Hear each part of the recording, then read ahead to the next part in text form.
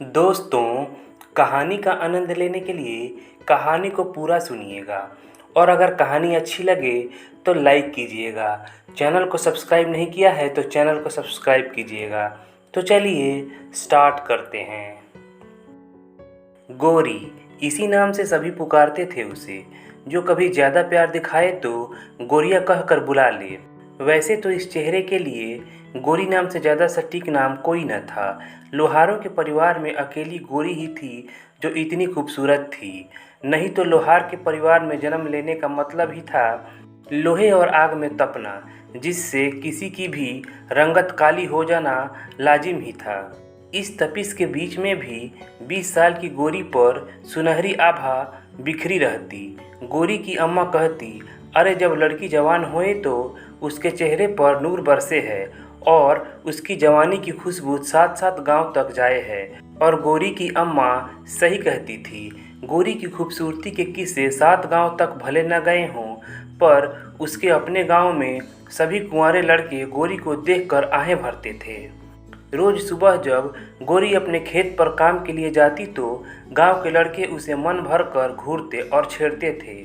गोरे रंग पे न इतना गुमान कर, गोरा रंग 2 दिन में ढल जाएगा। पर गोरी उन सभी की बातों को अनसुना करके आगे बढ़ जाती।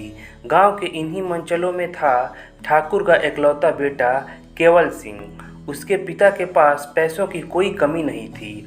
अगर इंसान अपने आचरण पर लगाम न लगाए तो पैसे की अति का मद सिर चढ़कर बोलता है, और ऐसा ही कुछ हो रहा था केवल सिंह के साथ भी। वह पूरे दिन अपने कुछ चमचों से घिरा रहता और वे लड़के भी उसके साथ गाड़ी में घूमने और मुफ्त का खाने पीने के चक्कर में केवल सिंह की जमकर तारीफ करते रहते। मैं तो कहता हूँ कि अगर आप गोरी से शादी कर लो तो आपके और गोरी के मिलन से जो औलाद होगी वह एकदम रुई के गोलों की तरह सफ़ेद और मुलायम होगी। एक चमचे ने कहा, भक, मालिक ऊंच जात के हैं और वह ठहरी एक लोहारिन, फिर भला मालिक उस नीच जात की लड़की से ब्याह क्यों करने लगे? दूसरे चमचे ने कहा। उन दोनों की बात केवल सिंह बड़े ध्यान से सुन रहा था। वह कुटिल मुस्कुराहट लिए बोला, वैसे अगर बाजार में कोई फल पसंद आ जाए तो यह कतई जरूरी नहीं है कि उसे घर तक लाया जाए। हम उस फल का रस बाजार में भी तो चूस सकते हैं। क्यों दोस्तों, क्या ख्याल है?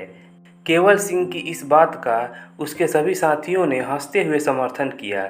एक दिन गोरी को केवल सिंह ने रास्ते में रोका और बोला, गोरी, तुम्हें पता है कि तुम बहुत मस्त हो। अरे कभी हमारे गले का हार बन जाओ ना। केवल सिंह की हरकतों से गोरी अच्छी तरह वाकिफ थी। उसने पलट कर जवाब दिया, मैं तो लोहारिन हूँ साहब, मुझे हार बनना तो नहीं आता, पर मैं लोहे की कुटाई अच्छी तरह से कर सकती हूँ। आप कहो तो लोहे की हथकड़ी बना दूँ।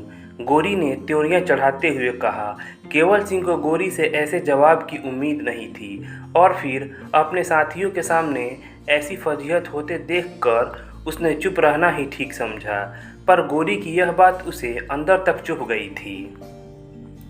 गोरी गांव के ही एक लड़के मोहन से प्यार करती थी, जो शहर जाकर ई रिक्शा चलाता था और रोज शाम को वापस अपने गांव आ जाता था।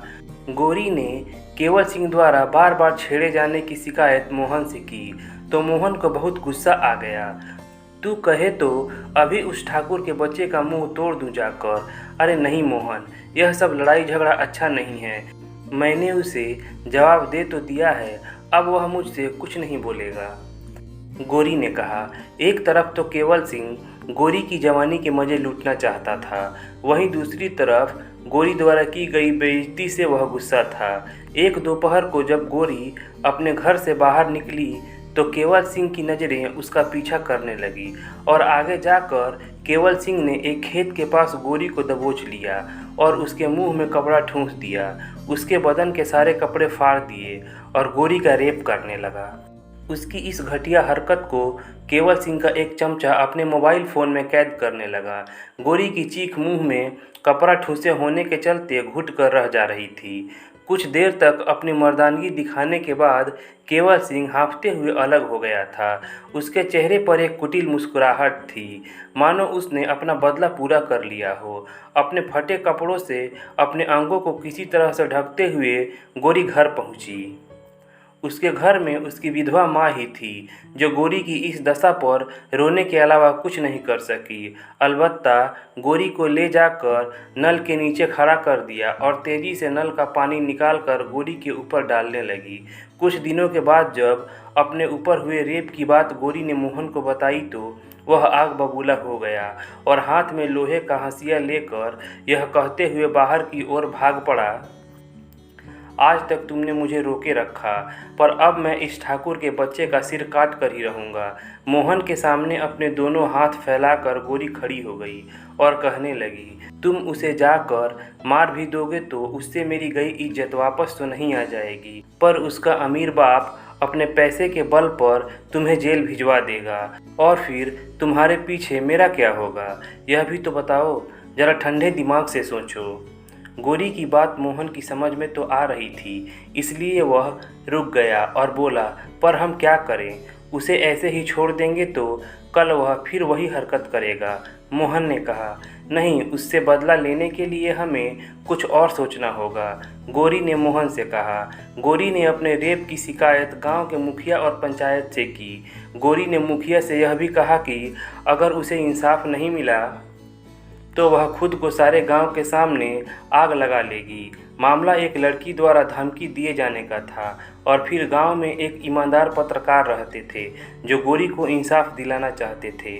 इसलिए पंचायत ने फैसला किया कि कल शाम को पूरे गांव के सामने पंचायत बैठेगी, जिसमें केवल सिंह और गोरी के बातों को सुना जाएगा और फिर पंचायत अपना फैसला सुनाएगी।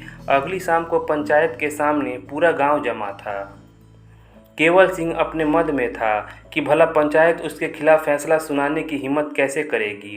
पंचों ने गोरी की पूरी बात शांति से सुनी, जबकि केवल सिंह अपने आप को बेकसूर बताता रहा। तुम्हारे पास क्या सबूत है कि केवल सिंह ने तुम्हारे साथ ज़बरदस्ती की है? एक पंच ने पूछा। तो गोरी ने भीड़ में खड़े उस लड़के का हवाला दिया जो उस दिन मोबाइल फ़ोन से गोरी के रेप की वीडियो क्लिप बना रहा था। क्योंकि मामला एक लड़की के रेप का था, इसलिए उस मोबाइल फ़ोन में रेप की वीडियो क्लिप गांव की कुछ बड़ी उम्र की औरतों को दिखाई गई, जिसे देखकर उन्होंने तस्दीक कर दी कि केवल सिंह ने ही गोरी का रेप किया है। केवल सिंह भी गांव के ठाकुर का बेटा था। उसके पिता की भी इस गांव में इज्जत थी, इसलिए पंचायत ने केवल सिंह को सज़ा देने की जिम्मेदारी भी गोरी पर डाल दी। गोरी, अब तुम ही केवल सिंह के लिए सज़ा तय करोगी। पंचों की यह बात सुनकर गोरी मन ही मन मुस्कुरा उठी थी। केवल सिंह को भला मैं क्या सज़ा सुना सकती हूँ, पर अगर मेरे कुंवारे जिस्म पर सबसे पहले केवल सिंह ने मुहर लगाई है, इसलिए मैं चाहती हूँ कि आगे भी मेरा शरीर केवल सिंह का ही हो जाए। इसका मतलब यह है कि केवल सिंह को मुझसे शादी करनी होगी, वह भी धूमधाम के साथ, और लड़की वालों की तरफ से होने वाला हर खर्चा केवल सिंह को देना होगा। गोरी के इस फैसले पर गांव वाले खुश हो रहे थे, जबकि केवल सिंह तिलमिला कर रह गया था, पर भरी पंचायत के सामने कुछ बोल न सका। केवल सिंह के पिता एक लोहारिन को अपने घर की बहू बनाने में थोड़ा कतरा रहे थे। केवल सिंह ने उन्हें समझाते हुए धीरे से कहा, पिताजी, मामला थोड़ा गर्म है, इसलिए शादी करना मजबूरी है। वैसे आप चिंता मत करो, गोरी को घर में आने दीजिए, फिर उसे शहर ले जाकर किसी हादसे में ख़त्म कर देंगे। इससे सांप भी मर जाएगा और लाठी भी नहीं टूटेगी, और गांव में आपकी इज्जत एक इंसाफ पसंद ठाकुर की बनी रहेगी। केवल सिंह की बात उसके पिताजी की समझ में आ गई। शादी की तारीख निकलवा ली गई, और चूँकि केवल सिंह इकलौता लड़का था, इसलिए शादी को शानदार बनाना मजबूरी थी। इस तरह की शादी के चर्चे चारों तरफ फैल गए थे और शादी में आसपास के गांव के सभी लोगों को भोज में शामिल किया गया था। एक लोहारिन ठाकुर खानदान की बहू बनकर आ गई थी। ठाकुराइन ने दरवाजे पर जाकर अपनी बहू का स्वागत तो नहीं किया, पर भला उससे गोरी पर क्या असर पड़ता। वह तो अपने आप को आईने में देख देख कर न थकती थी। गोरी पूरी हवेली में घूमकर वहाँ का जायजा ले रही थी। किस कमरे में क्या सामान है, कौन सा सामान ज़्यादा कीमती है, हवेली में पीछे का रास्ता कहाँ से है, अब आते ही जान लिया था गोरी ने। गोरी का रंग धूप जैसा उजला तो था ही, उस पर लाल रंग की चोली और घाघरे में उसकी रंगत और निखर कर आ रही थी। केवल सिंह ने उसे इस रूप में देखा तो वह भूल ही गया कि गोरी एक लोहारिन परिवार से है। केवल सिंह उसकी खूबसूरती पर लट्टू हो गया। पर एक कमी केवल सिंह को खटक रही थी कि गोरी के शरीर पर अभी ठाकुर खानदान के गहनों की कमी है। यह सोचकर वह ठकुराइन के पास गया और अपनी माँ से गोरी को खानदानी जेवर देने की जिद करने लगा। बेटे की जिद के आगे माँ की एक न चली और भारी मन से ठकुराइन ने खानदानी जेवर दे दिए, जिन्हें एक एक करके अपने हाथों से ही पहनाया था केवल सिंह ने। केवल सिंह अब रात के होने का इंतजार कर रहा था। किसी तरह रात आई तो अपना कमरा बंद करके केवल सिंह ने गोरी को अपनी बाहों में भरना चाहा तो गोरी किसी मछली की तरह उसकी गिरफ्त से फिसल गई। बात यह है ठाकुर साहब की शादी से पहले मन ही मन हम आप पर ही फिदा थे और आपसे ही शादी करना चाहते थे, पर निचली जाति का होने के चलते आप मुझसे कभी ब्याह तो करते नहीं। इसीलिए हमने जानबूझकर आप पर अपने रूप का जादू बिखेरा ताकि आप मेरे साथ वह सब करें और फिर मैं पंचायत में आपसे शादी की बात मनवा लूं। गोरी ने एक सांस में सब कह डाला। गोरी की बात सुनकर केवल सिंह के मन से गोरी के प्रति सारा मैल जाता रहा और वह अपने ऊपर इठलाने लगा था। मैंने मन्नत मांगी थी कि जब मेरी शादी आपसे हो जाएगी तो हम दोनों टीले के पास वाले मंदिर में जाकर दर्शन करेंगे, इसीलिए प्यार और सेक्स हम दर्शन करने के बाद ही करेंगे। गोरी तन से ही नहीं बल्कि मन से भी खूबसूरत है, ऐसा सोचकर मन ही मन खुश हो रहा था केवल सिंह। कोई बात नहीं, जब तक तुम दर्शन नहीं कर लेती तब तक हम तुम्हें छुएंगे भी नहीं, केवल सिंह ने दंभ में आकर कहा। आज गोरी की शादी का तीसरा दिन था और केवल सिंह उसे अपने साथ टीले वाले मंदिर में दर्शन करा लाया था। उसके मन में लड्डू फूट रहे थे। गोरी को अपनी बाहों में भरने की कल्पना मात्र से ही केवल सिंह सिहर उठता था। किसी तरह रात आई तो शराब के नशे में चूर होकर केवल सिंह अपने कमरे में घुसा, जहां पहले से ही सारे गहनों में लदी हुई गोरी सेज पर बैठी हुई उसका इंतजार ही कर रही थी। आप शराब पी कर आए हो? हाँ, पर तुम्हें नहीं पसंद है तो छोड़ दूंगा, केवल सिंह ने कहा। अरे नहीं ठाकुर साहब, शराब तो ठाकुरों की शान है, इसलिए मैंने भी आपके लिए एक खास जाम तैयार किया है, इसे होठों से तो लगाइए। यह कहकर गोरी ने एक के बाद एक कई जाम केवल सिंह के हलक के नीचे उतार दिए। कुछ देर बाद ही जब आधी रात हो गई तो गोरी ने केवल सिंह पर नज़र डाली, जो पूरी तरह बेहोश था। नफरत से भरकर उसके चेहरे पर थूक दिया था गोरी ने। इसके बाद गोरी ने एक बड़े बैग में सारे गहने, कीमती सामान और नकदी भर ली थी और उसे लेकर हवेली के पीछे वाले रास्ते से बाहर निकल गई। बाहर ई रिक्शा लेकर पहले से ही मोहन उसका इंतज़ार कर रहा था। ई रिक्शे में गोरी की माँ भी बैठी हुई थी। वह अपनी माँ से लिपट गई थी।